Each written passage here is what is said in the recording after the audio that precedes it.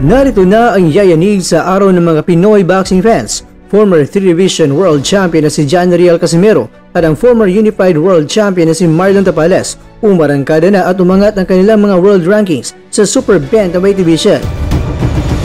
Kaya lang, Carl James Martin, bagsak, hindi nakapasok sa top 10. Vincent Acero Asurabio, sobrang prangka at sinabing ang maging world champion ay kayang-kaya niya talaga na abutin. Dito po galing mga kwento ang balitang ibabagi ko sa inyo.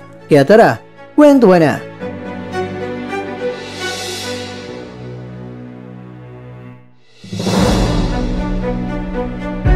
Marami na ang nakakaalam na ang mga boksingero under sa Manny Pacquiao Promotions ay hindi na mapipigilan pa ang pagangat nila sa world rankings. Yan ay isang napakagandang balita para sa mga Noipi dahil kahit sa buong mundo ay hindi pa rin nagpapatalo ang mga madirigmang mga Pilipino. Kung sa world ranking sa Super Bantamweight lang ang ating pag-uusapan ay batay sa apat na mga boxing major organizations ay syempre umarangkada ang rankings ng ating mga kababayan tulad na lang ni Tapales, Martin at nandiyan na rin si Jerwin Ancas at syempre kasama pa rin dyan ang dating miyembro ng MP Promotions na si John Riel Casimero. Pero sa ngayon mga kakwento ay hindi yan ang ating pagbabatayan ngayon na world rankings. Dahil alam nyo ba ng sikat na ESPN na may kaugnayan sa mga bigating mga boxing promotions tulad na lang ng Golden Boy Promotions, Top Rank Promotions at marami pa ay nagpalabas na sila ng Divisional World Rankings o mga world rankings sa bawat mga division.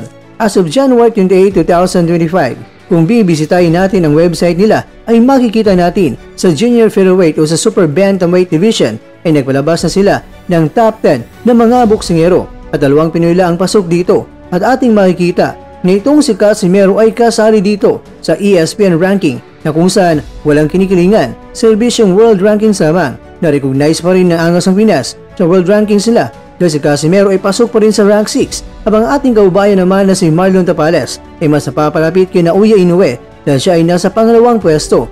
Tinalbugan pa ni Casimero si Ramon Cardenas, Alan Picasso na target na makakalaban ni Inoue sa susunod niya na laban, lolo ni Butler na si TJ Duane at itong si Elijah Pierce. Kaya lang, sa walang kinikilingan ng world rankings ng ESPN, serbisyong world rankings lamang ay hindi pasok ang Wonder Boy na Pinas. Ano kaya sa tingin nyo dito mga kakwento? Bakit hindi binigyan ng halaga ang mga nagawa ni Martin na ilang mga laban na siyang sunod-sunod na nanalo by way of knockout at siya ay wala pang talo? Sige nga kakwento, pakibahagi naman ang opinion mo.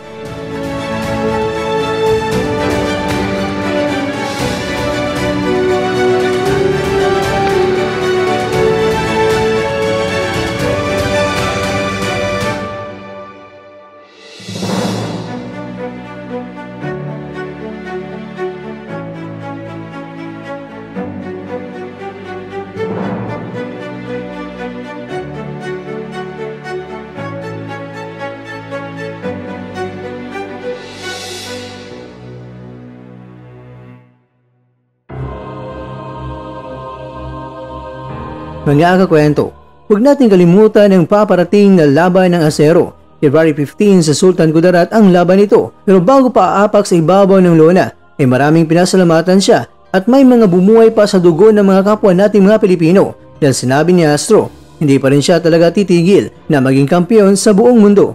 Marami mang mga pagsubok na kanyang pinagdaanan, pero ang maging world champion ay hindi niya ito susukuan.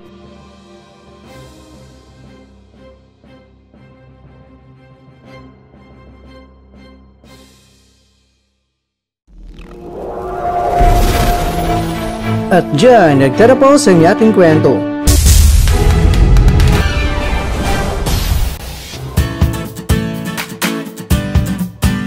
Maraming salamat mga kakwento sa inyong panonood. Pero baka naman mga kakwento ay nagustuhan niyo po ang kwento natin ngayon, baka pwede niyo po akong mabigyan siya ng like at pa-click na rin sa bell button.